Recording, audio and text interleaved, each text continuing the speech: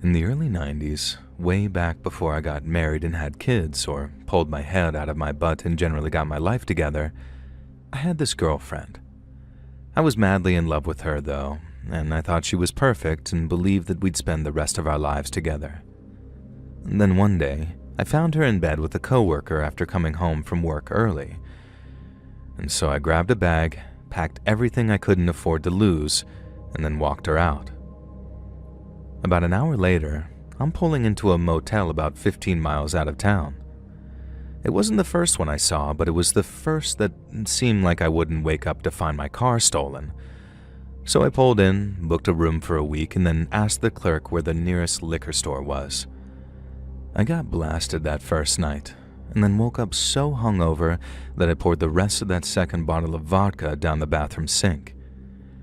It was clear alcohol wasn't going to fix anything, and so after loading up on beef and cheese at a nearby burger place, I headed back to my motel room and went to sleep. Maybe 3 hours later, I woke up at around 9:30 at night and then dragged myself into the shower to rinse away the cobwebs. I figured that I was in for a chill evening of TV and maybe a pizza delivery if the clerk on the front desk knew of one that'd drive out that far. But I walked back into the bedroom to the sound of someone yelling in the parking lot outside. I peeked out of the curtains after I toweled off and threw on some clothes and saw a woman standing at the far end of the parking lot having some kind of public freakout. She was yelling at the clerk from the front desk, but from that distance and being behind the window, I couldn't make out what she was saying. I guess seeing someone else having a hard time made me feel a little bit better about my own. At least, that's what I blame for the curiosity getting the better of me. And then within a few seconds of seeing her, I was outside on the walkway, smoking a cigarette and pretending not to watch the drama unfold. But the second I heard what she was talking about, I didn't find it nearly as entertaining as I thought I would. I guess that probably makes me sound like some kind of a-hole, but who doesn't enjoy a harmless little confrontation between two pissed-off strangers? The woman looked like she was in her late 20s or early 30s. Black hair, tan, wearing jeans, sneakers, and a white t-shirt, and in between yelling for the clerk to shut up and listen to her, she kept saying crazy stuff like, "We need to get everyone out, and they're all gonna die." I remember thinking, wait, what? And taking a few steps towards the parking lot so I could hear what they were saying better. The clerk was trying to calm her down, saying that he'd call the cops, but the woman didn't want to hear it. She kept telling the guy, "The cops won't be able to do crap. They'd end up dead too. You need to get everyone out of here right now." I wasn't the only person to overhear all of this, and as the yelling continued, more and more people started coming out of their rooms to see what all the commotion was for. A few kids came out with their parents, but quickly got ushered back inside when they heard the lady screaming about her imminent mass murder. It was so convincing that I was like, is this girl having a mental breakdown here in the parking lot of a motel, or is this legit? Like, are people really coming to kill us? It seems like a hell of a thing to take a gamble on, I thought. And people on the second floor were obviously thinking the same thing because, while some people were going back into their rooms looking very worried, one guy came out again with his car keys in hand, obviously getting ready to book it should anything actually go down. The woman screaming sure as hell sounded like she believed what she was saying. She was scared, and that fear was infectious. People were starting to get anxious, kids were crying, and all the while she's getting more and more agitated while yelling at the crowd of onlookers saying, "Don't you get it? We can't stay here!" Hell, I felt it myself. That creeping thought of, well damn, what if she's right? Other people were obviously thinking the same thing, and not just the guy who grabbed his car keys either. People were yelling, "Just call the cops, man." Things like that, but you could tell it wasn't so much that this woman was freaking out, it was because they were actually scared of the stuff she was saying. The clerk turned to the crowd on the second floor balcony, which is where the yell of "call the cops" had come from. He started saying something back about how the situation is under control, and then I think he was about to tell people to go back into their rooms when the woman seemed to lose her mind completely for a second. I guess it was the guy claiming that everything was under control, because as soon as those words came out of his mouth, she started pacing towards him, and he didn't see how close she was until it was too late. He tried to back away from her, telling her to keep away, but she managed to grab him by the arm. I figured that she was about to start trying to hit him or something, but instead, she kind of dragged his forearm towards her while she leaned forward, and then sunk her teeth into the guy's forearm so hard that I actually think she was drawing blood. The clerk started screaming for his life, "Get the hell off of me," before letting out a loud screech of pain as the woman bit him. I remember the gasps and cries coming from around the motel as she bit the dude, and this prompted another handful of people to retreat to their rooms like they didn't want to be around for whatever happened next. I'm not sure how the clerk got her off of him, but I guess he dragged her off by the hair or something and shoved her, because the next thing I knew, she was picking herself up off the ground while the clerk ran back towards the front desk holding his arm. As the woman kept yelling about how we were all going to die, someone walked out from the front desk with a gun in his hand saying the cops had been called, and she was saying to leave right now before they showed up and arrested her. Once again, the lady freaked out and started screaming at the top of her lungs about how the cops couldn't help anyone and they'd only die too. She then started marching towards the person I'd later discovered was the motel's manager, but he didn't make the same mistake as his employee.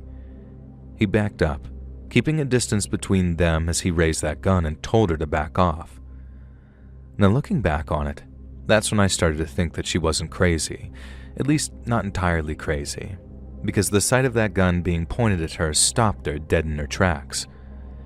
She kept on backing up from the manager with his gun pointed, and then she turned around and saw a couple of young parents watching from the second-floor balcony with the girl holding their baby. The crazy lady ran for the stairs, begging them to hand over their baby so at least it'd be spared from what was coming. She didn't even make it halfway up before the dad cut her off. He tried blocking her at first, but when she swung for him, he shoved her back so hard that she tumbled down the last couple of stairs. It wasn't some bad fall, so she got right back up again, but just as she was making her way up the stairs towards the young father again, the cops suddenly rolled into the parking lot and caught her attention. Their patrol car turned into the parking lot with a quick wail of its siren, as if to say, "All right, break it up." The manager with the gun placed it on the ground and raised his hands into the air. One of the cops jumped out and pulled his own gun, but didn't point it as the manager started explaining the situation. That same cop started walking towards him so he could secure the gun, and then told the guy to head back inside until the situation was resolved. But the other cop, he started walking towards the lady who'd been screaming, and the whole thing started over again. At first, the lady acted kind of relieved, like the cops were going to help her evacuate the motel. But as soon as that one cop made it clear that wasn't going to happen, she started screaming about how they're all going to die again. Only that time, she went from maybe a 5 out of 10 on the crazy scale to a full-on 11. She started saying, "Why is no one listening to me? Are you effing stupid or something?" And she's not just yelling or screaming this time. She's screeching and wailing so loud her voice was starting to break up, and some of the words are kind of getting mushed together in her rush to get them out. I think this was one of the most disturbing aspects of the whole thing, seeing the last of this woman's mind starting to slip away from her right there in front of me. She started walking towards the cop in front of her. He backed off and pulled out this bright yellow pistol taser, and although he didn't point it right away, just seeing him take it out sent her completely over the edge again. She rushed forward, I'm guessing to try and bite that cop, and he didn't hesitate. He pointed his taser, fired it, and the woman's body just sort of locked up mid-run before she hit the ground face first. It was a nasty fall, man. A really nasty fall. And then, when the cops went to put the cuffs on her, it looked like she was out cold. Not long after the ambulance showed up, and after wrapping the woman's face up with some bandages, the paramedics hauled her onto a stretcher and then drove to what I'm guessing was the hospital, with the cops following close behind. The motel's manager walked around the parking lot, basically begging people to not check out and assuring them everything was back under control. I went back into my room, grabbed my keys, and then went back to the burger joint for some fries and a milkshake. No one showed up at the motel and slaughtered everyone, but by then I figured that wasn't going to happen. The poor woman just, I guess, lost her mind somehow and was convinced something terrible was about to happen. The thing is, something bad was about to happen, just only for her.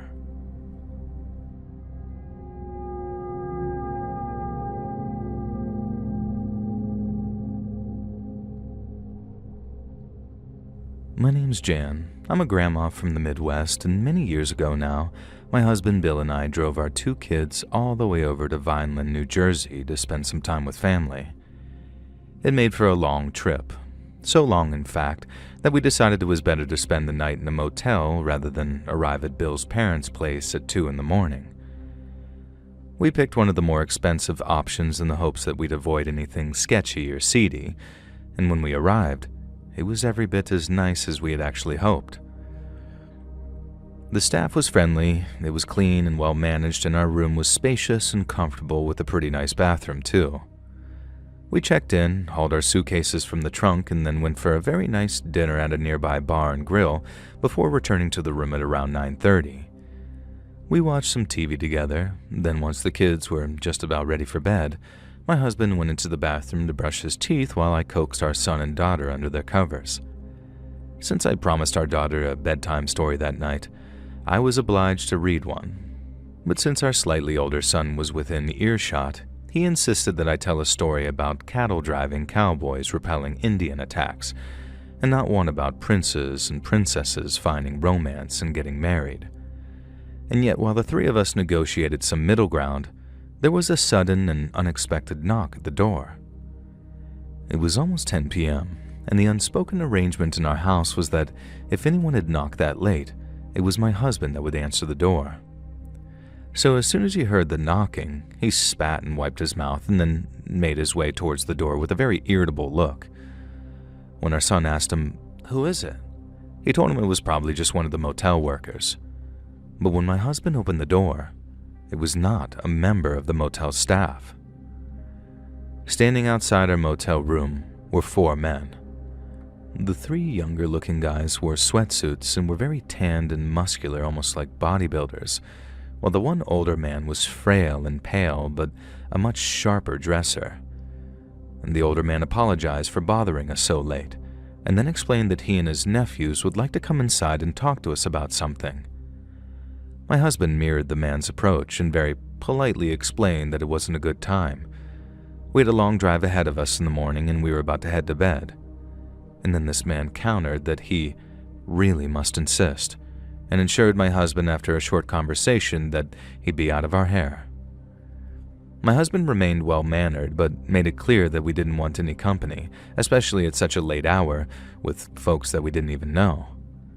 And the older man didn't say anything in response, he just sort of turned and nodded towards one of his nephews. One of them then reached around his back. When he brought his hand back around, I saw that he was holding a gun. Then, as the nephew held the black handgun discreetly against his thigh, the older man explained that unfortunately on this occasion, he wasn't asking, he was telling. Our son, our eldest kid, was smart enough to realize that something was wrong, maybe from the look on his face or possibly from my husband's prolonged silence after the nephew produced the gun.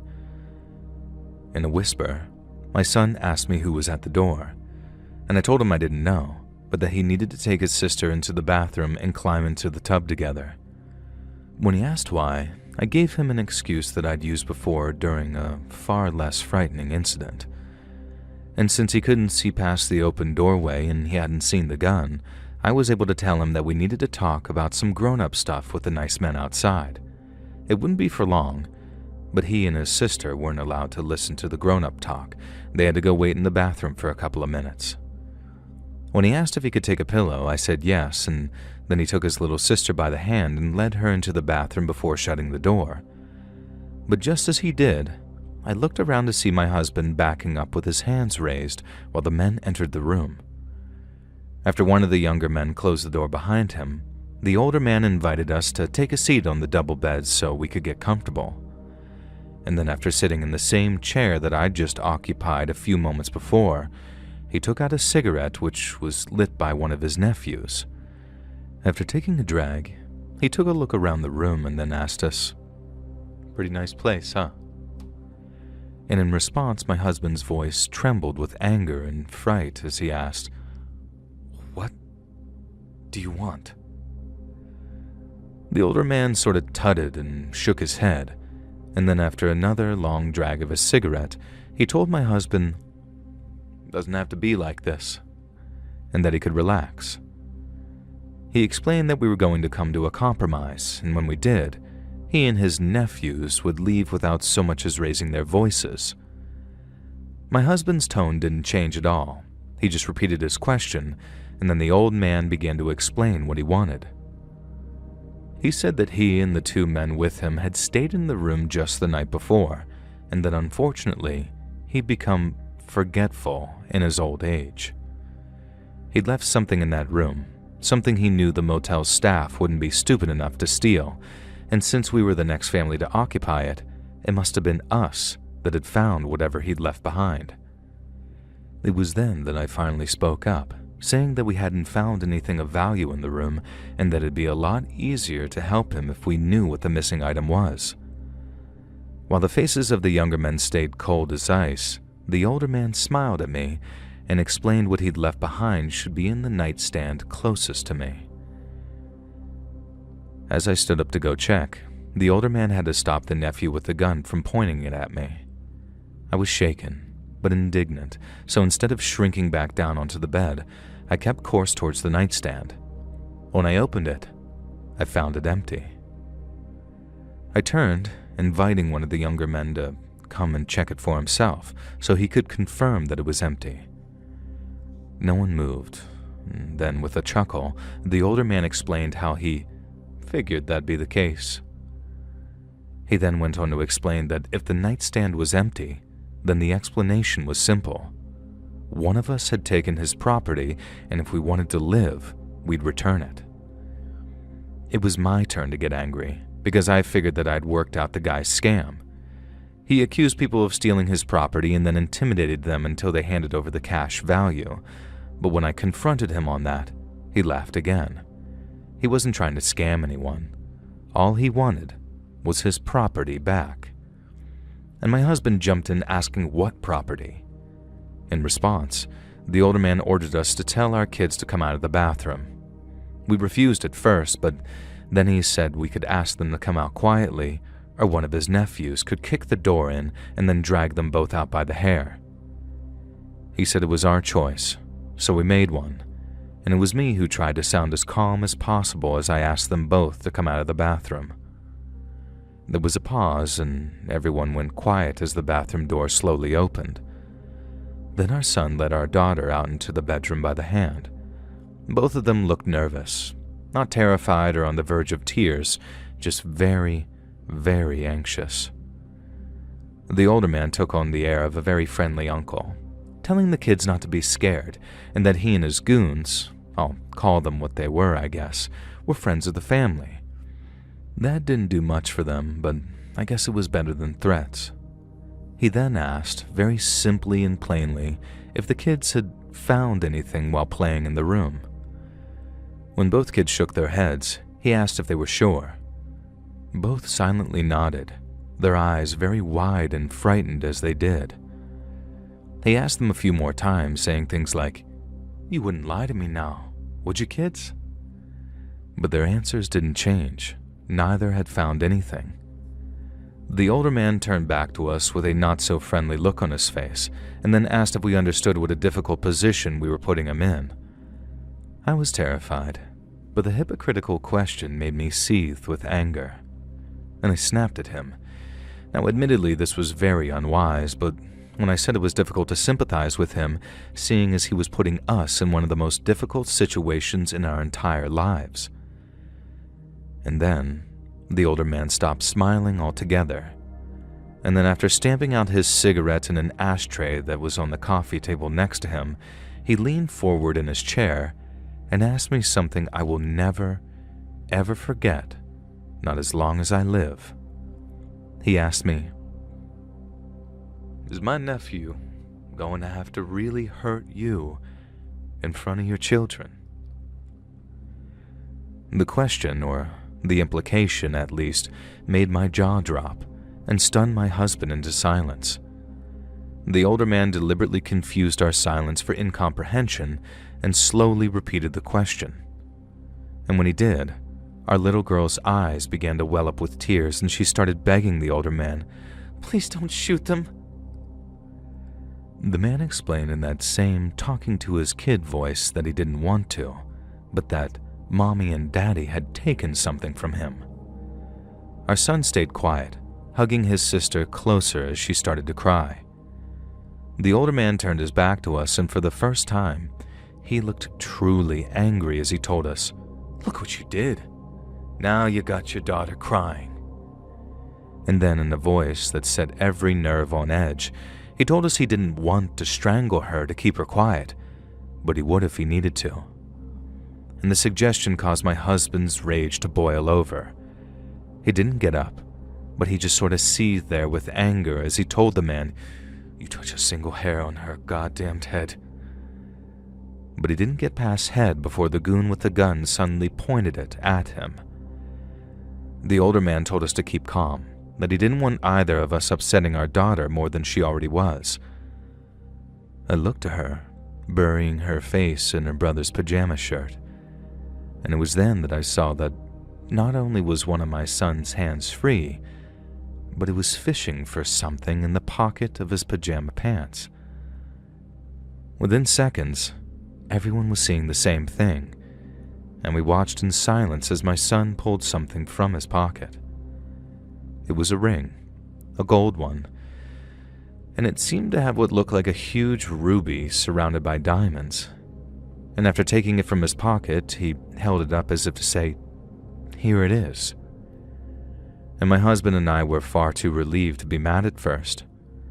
I remember Bill's head sort of sinking into his hands, covering his face, almost saying, "Oh, thank God." And I was still too stunned to say anything. I just watched as the older man smiled this big, wolfish smile, before laughing like the whole thing was just some big joke. And I remember how he turned to his goons and said something like, "Even after all these years, I still got it." He then gestured towards my son and told him to return the ring. Seeing my son gently push his sister to one side and walk towards the older man brought back this very deep, primal, motherly terror that my babies were about to get hurt. And when I whispered, "Please don't hurt them," the old man hushed me in that friendly uncle kind of way, and then held out his hand for my son to place the ring onto. After he did, he tried to run back to his sister, but the older man snatched him by the wrist and jerked him around so he was facing him. My son silently locked up in terror. My husband managed to say, "Please don't." But I mirrored my boy. I was frozen to the spot, praying the man would keep his word now his ring had been returned. He told my son he wasn't going to hurt him, and then said it wasn't that he stole something that was wrong. It's that he stole it from the wrong person. My son stayed silent, staring up at him with those wide, terrified eyes. And the older man laughed again. He leaned forward, gave my son a gentle slap on the cheek, and said, "He's got balls, this kid. Reminds me of a younger version of myself." After he let go of my son's wrist, the older man told him to quiet down his sister, who by then was crying very loudly. The older man then got up and said a bunch of stuff about there being no hard feelings, how it was all water under the bridge, and he was sorry for the intrusion. But for me and my husband, we were barely listening. We'd each rushed over to the kids as soon as those goons stepped out of the way, comforting them as the men exited the room. The last thing the man said as he walked out was, "Pretend we were never here." Then as quickly as they'd arrived, they were gone. And as you can imagine, the kids were completely distraught, especially my son. He was still 6 years old at the time, so still very much in that sticky-fingered, prone-to-swiping things phase. But after I sent him into the bathroom, He didn't realize what was going on when he came out again, and he didn't want to speak up about finding the ring in case it got us into even more trouble. I obviously made it clear that it was wrong to have kept the ring and not mentioned it to anyone, but I also made it clear that those were very bad men, very, very bad men, and that they would have been mean to Mommy and Daddy no matter what happened. I didn't want to upset him any more than he was, so it wasn't until afterwards that I gave him a much harsher talking to about the consequences of stealing things. But at the end of the day, the whole thing was just a terrible case of bad luck. After going through something so frightening in that motel room, the kids refused to sleep in it. We managed to talk them into sleeping in the car, at which point it made sense to just get back on the road again. My husband and I were hopped up on adrenaline too, and while we didn't mind staying in the room as such, there was no way either of us were getting any real sleep if we stayed.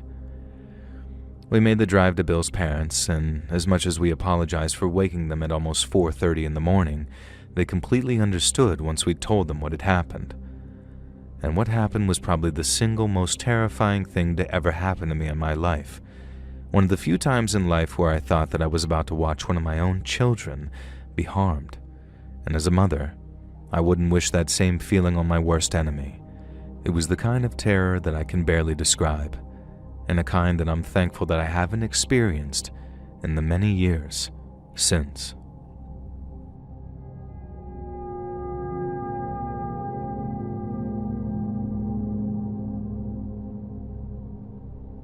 Back when I was still in college, I used to drive home for the holidays, and since my parents lived all the way across the country, the journey took a day and a half and included an overnight stop in a motel. It was one of those single-story L-shaped places that looked like it had been around since the 50s or something, where the rooms opened directly onto the parking lot. The paint was fading. It had 2 buzzing neon signs out front that you could hear at night. And since the place was clean and cheap and was mostly exactly a 10-hour drive from college, I figured it was as good a place as any to get some needed sleep. Now, during my sophomore year, I pulled in and paid cash for a room and then parked right in front of my door. I dumped my overnight bag inside, checked the room over to make sure everything was as it should be, and then walked back outside to my car. But as I was locking my door, someone came up to the room next to mine. It was a woman, maybe in her mid-30s, and since she was looking down at her phone as she walked past, she slammed into me as she did so. I was about to mumble sorry out of reflex, but she beat me to speaking. Not to offer an apology of her own, but to call me a dumb effing B-word who should watch where she's standing. It was so insane that I was stunned, and I didn't let it bother me. And as I walked to my car, I kind of laughed to myself at how comically terrible some people can be. I also remember being super relieved that I was only staying one night and that I most likely wouldn't have to interact with her again. I had no idea that me and Little Miss Rude were in for a much more significant encounter. I drove down to the same fried chicken place that I stopped by during my freshman year and was relieved to find that it was still open. I got myself a sandwich, some fries, and an iced tea, and then, after back out into the parking lot, I spotted a man standing by what I assumed was his car. It looked like he was watching the people inside through the big panel windows. The second he saw me, he called out in a friendly voice, asking if I could help him. Then when I asked what was going on, he told me his story. So about a week prior, his wife's parents had died in a freak car accident. She was absolutely devastated, but as the days went by, she got worse and worse, until one day, when she seemed to have a complete nervous breakdown and drove off in her car after saying she was going to find her dead parents, like she didn't really believe they were gone. Given what a fragile state of mind his wife was in, the man said he was desperate to find her before she got herself hurt or into trouble. He then reached into his pocket and pulled out his phone to show me a picture of her, and when he turned the screen around so I could see, I recognized who it was. It was Little Miss Rude, the lady who barged into me outside my motel room maybe only 45 minutes prior. I took a long look at the picture, staying quiet while I studied it, and then after looking up to meet the man's eyes, I told him, "Nope, sorry, haven't seen her. But if you give me your cell number, I can call you if I do.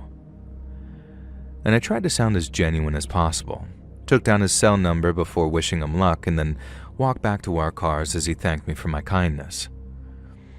Now, a lot of you are going to ask, why the hell did you just lie to that nice man searching for his wife? And I get it. I'd be asking the same thing if it was me reading this right now.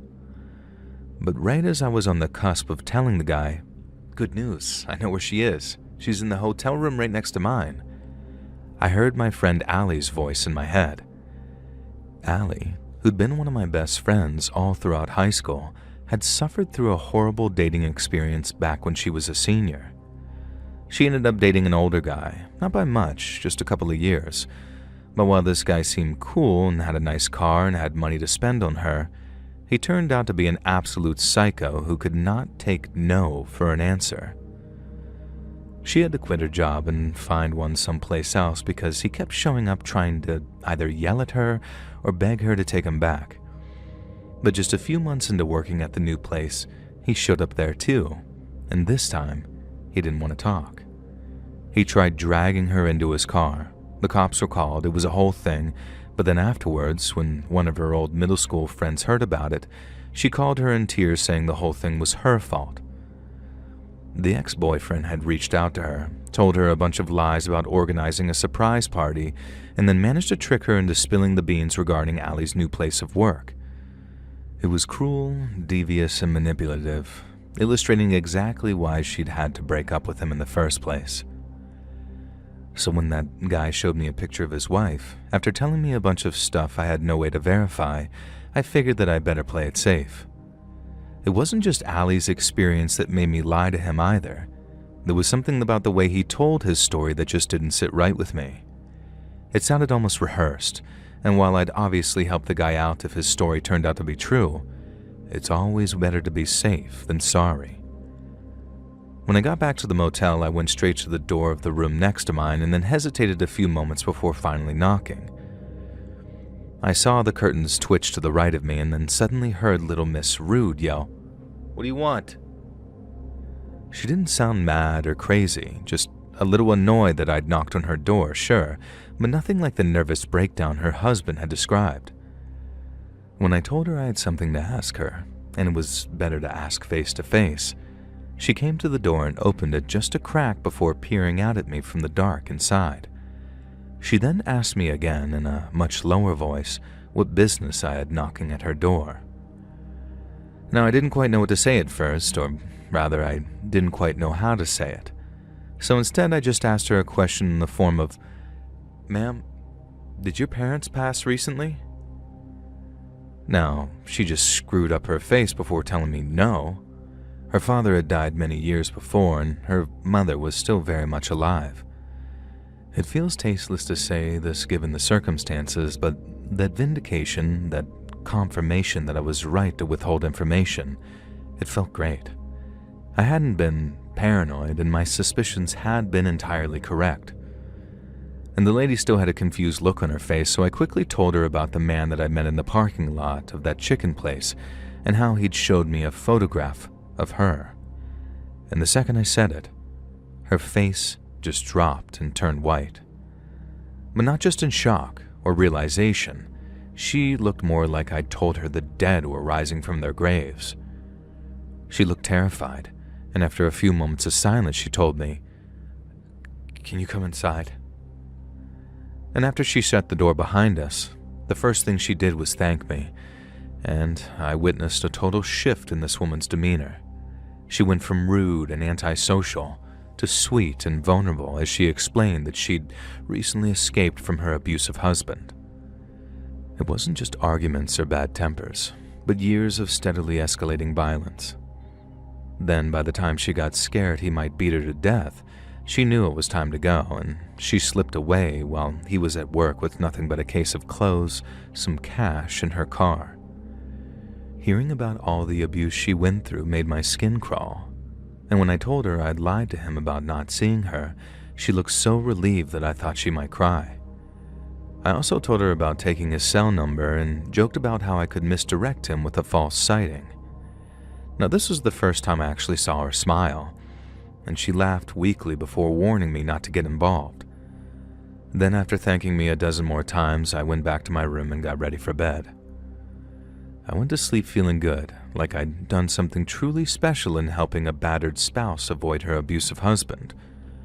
But a couple of hours later, I hear this crash that had me bolting out of bed, terrified.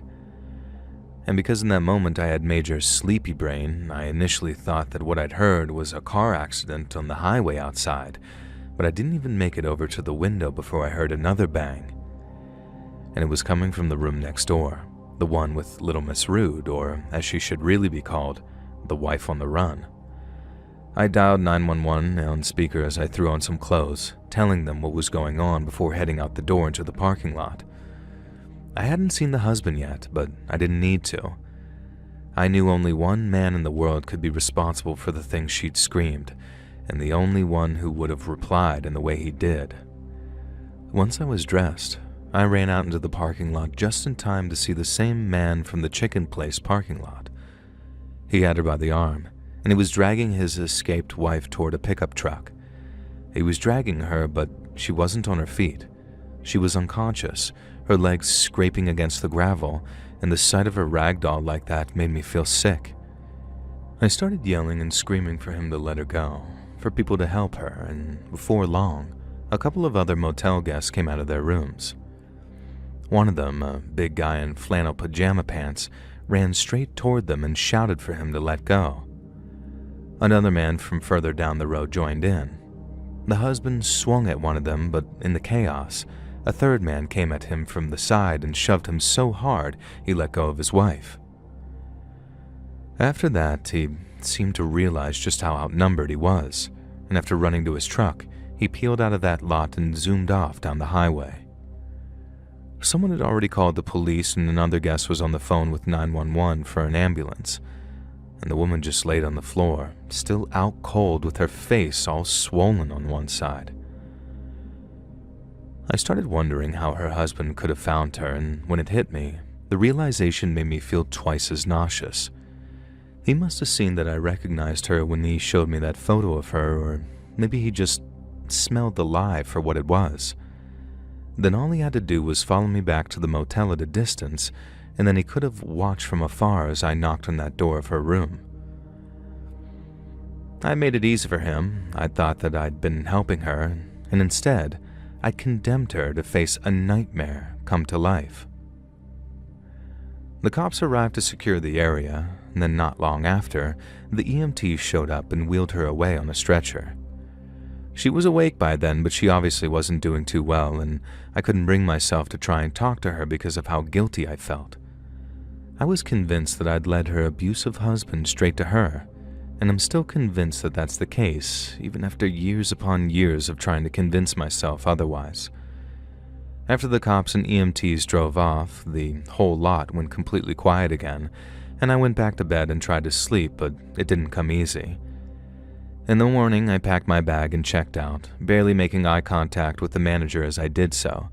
I didn't ask about the woman, and I couldn't bring myself to. I just sort of got in my car and drove off.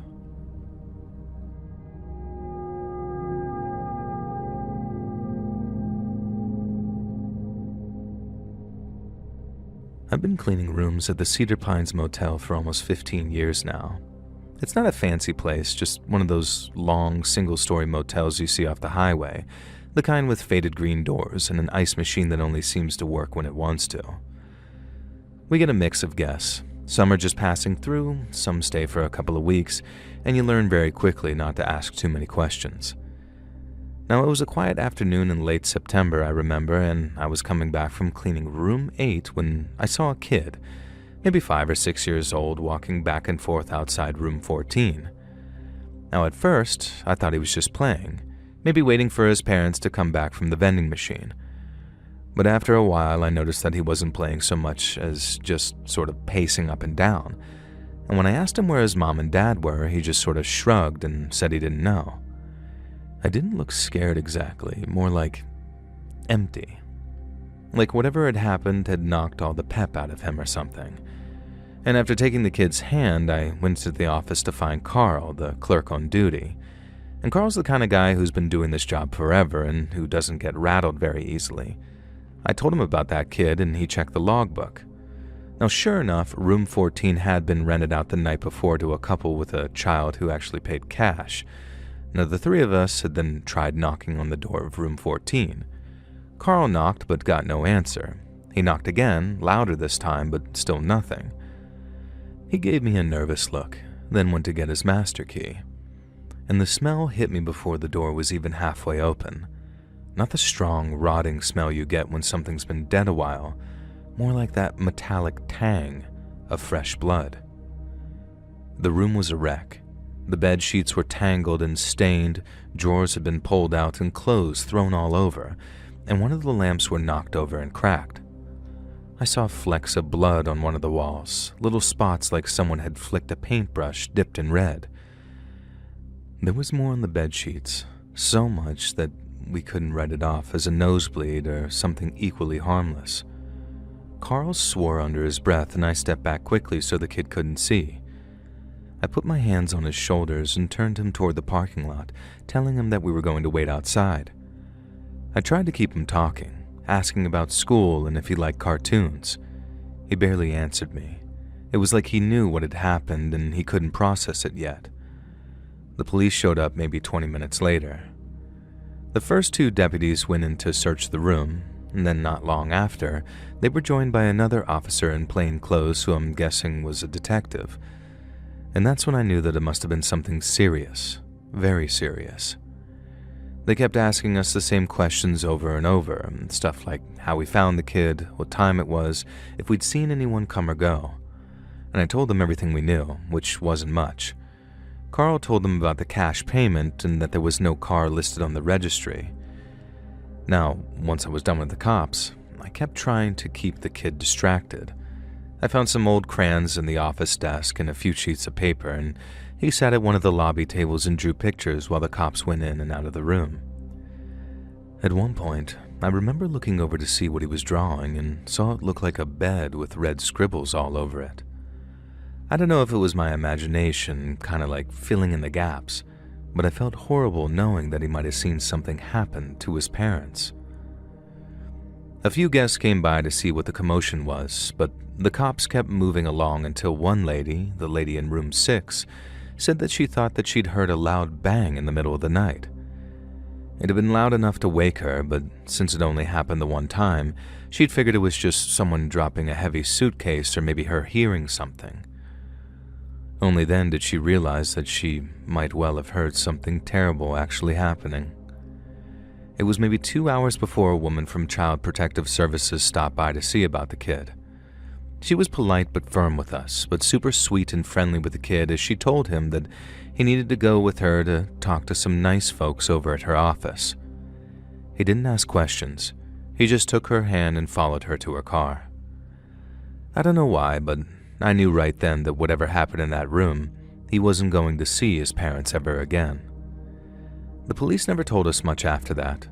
They took the sheets and the lamp and some clothing and a few other things from the room, and it was sealed for a while, and when I finally got it back to clean, it was completely stripped bare. The mattress was gone, the curtains were gone, almost everything had been taken away to be examined as evidence. They left a faint outline on the carpet where the bed used to be, and even though I scrubbed for hours, I could still see a shadow of that reddish-brown stain on the wall. Every now and then I wonder about that kid, if he remembers that day, if he ever found out what happened. I've cleaned plenty of bad messes in my time, rooms full of garbage, rooms where people overdosed, heck, even rooms where people have died. But there was something different about room 14. Something about the quiet way that boy paced outside like he already knew that he was alone. I still work here and not much has changed. The paint on the doors is even more faded and the ice machine still doesn't work half the time. But I can't walk past that room without glancing at the door. I half expect to see a small figure waiting there pacing back and forth not knowing, or maybe knowing too well, why Mom and Dad are gone forever.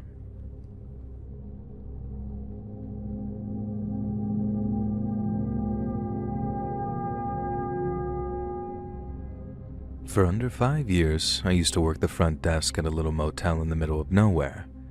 It was a quiet little place, a little run down, but Rhonda, our cleaner, kept the place sparkling. We used to get hunters in the fall, fishermen in the summer, and the occasional trucker rolling in during the midnight hours. And as much as it was mostly a boring job, I came to appreciate the safety and stability. But every so often, we got some real bad men rolling into that old parking lot of ours, and one of them came in the spring of 1996. It was late on a Sunday evening when his car turned into the lot. It had been a quiet day, maybe 4 or 5 check-ins, and I was halfway through a bad cup of coffee when he walked up to the front desk. He looked normal, a regular middle-aged white guy with a big coat and a red woolly hat. He was friendly too and greeted me warmly before saying he wanted a room for the night. I checked which rooms were free, told him the rate, and then after he slid a credit card across the counter, I ran it through, but the machine declined it. And he says, "Huh? That's weird. It's been working fine all day," and then asked me to try the card again. I did not once, but twice, and both times the card was declined. The guy seemed really embarrassed. He pulled out his wallet as he apologized a bunch, and I told him it was fine as he handed me the cash. Those things happen from time to time, and he didn't have anything to apologize for. He gave me this big smile as he thanked me, and then after I handed him his key and directed him to room 6, he thanked me and headed off down the hall. I was working the night shift that night, 9 p.m. to 7 a.m., so aside from watching the place and making sure the vending machine was all stocked up, all I did was watch movies on the little box TV that we kept in the office.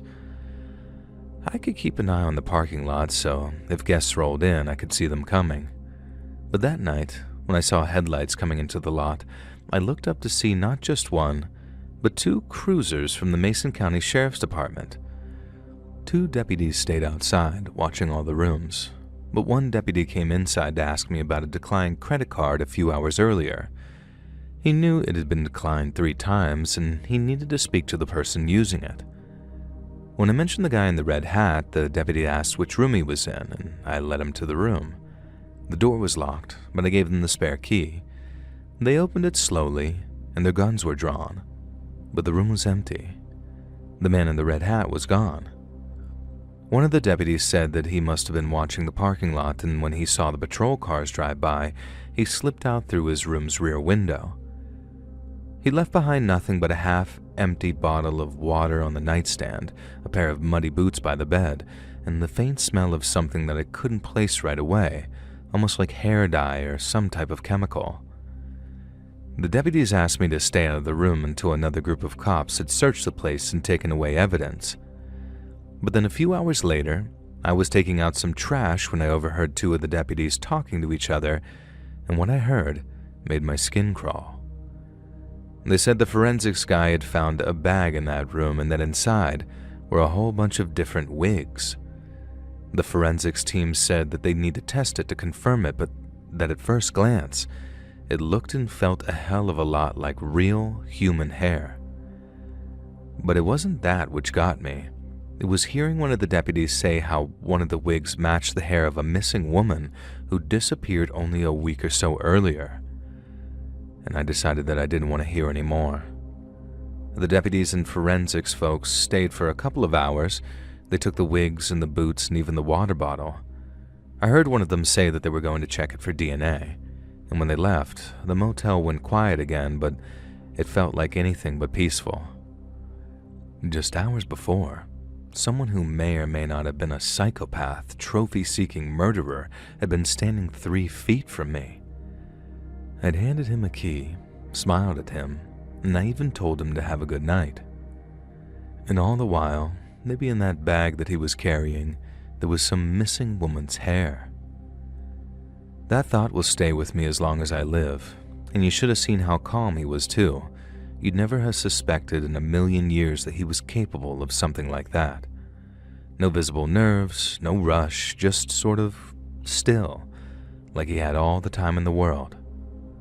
And I didn't hear much beyond that.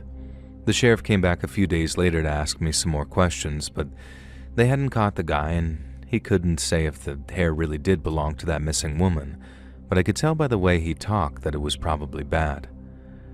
After that, every time someone walked through that door to check in, I watched them a little differently. I still think about that man, a whole lot actually, because I know people like him don't just exist in movies or the news now. They walk through the front door with a big old smile on their face, pretending there's someone they're not.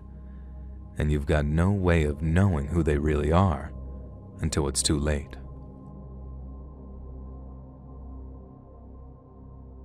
Hey friends, thanks for listening. Click that notification bell to be alerted of all future narrations. I release new videos every Monday and Thursday at 9 p.m. Eastern Time, and there are super fun live streams on Sundays and Wednesday nights. If you got a story, be sure to submit them over at my email, letsreadsubmissions@gmail.com, and maybe even hear your story featured on the next video. And if you want to support me even more, grab early access to all future narrations and bonus content over on Patreon, or click that big join button to hear about the extra perks for members of the channel. And check out the Let's Read podcast, where you can hear all of these stories and big compilations located anywhere you listen to podcasts. And I also have a true crime channel called Saturn Soul. Go check it out. All links in the description below. Thanks so much, friends. And remember, you shall squeak when spoken to.